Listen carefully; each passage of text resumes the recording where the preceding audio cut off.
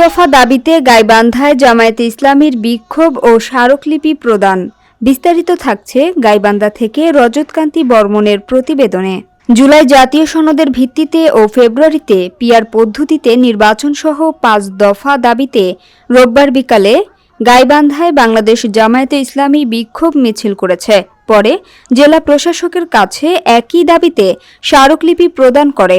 ৫ দফা দাবি পূরণে জেলা জামায়াতে ইসলামীর নেতাকর্মীরা স্থানীয় পৌর পার্কে সমবেত হয়। পরে সেখানে একটি বিক্ষোভ মিছিল বের করে।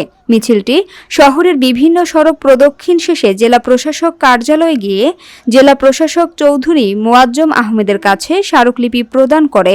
জেলা জামায়াতে ইসলামীর আমির আব্দুল করিম সরকারের সভাপতিত্বে স্মারকলিপি পূর্ব সমাবেশে বক্তব্য দেন জেলা জামায়াতের নায়েবে বীর মুক্তিযোদ্ধা আব্দুল ওয়ারেস, মোহাম্মদ মাজেদুর রহমান, জেলা সেক্রেটারি মাওলানা জহুরুল হক সরকার, নায়েবে আমির মাওলানা নজরুল ইসলাম লেবু, সহকারী সেক্রেটারি সৈয়দ রকুনুজ্জামান ও ফয়সাল কবির রানা, পৌর জামায়াতের আমির মোহাম্মদ ফেরদৌস আলম, মাওলানা নুরুল ইসলাম মণ্ডল প্রমুখ। সমাবেশে বক্তারা বলেন, অন্তর্বর্তীকালীন সরকার অনেক রক্তের বিনিময়ে তৈরি হয়েছে। পিআর পদ্ধতিতে জাতীয় সংসদ নির্বাচন, জুলাই সনদের রাষ্ট্রীয় স্বীকৃতি, জাতীয় সংসদ নির্বাচনে লেভেল প্লেয়িং ফিল্ড তৈরি, খুনি ফ্যাসিস্টদের বিচার নিশ্চিত করতে হবে। অধিকাংশ রাজনৈতিক দলের ঐকমত্যের ভিত্তিতে বিদ্যমান রাষ্ট্র কাঠামোর সংস্কার করলেই অবাধ, সুষ্ঠু ও গ্রহণযোগ্য নির্বাচন নিশ্চিত হবে।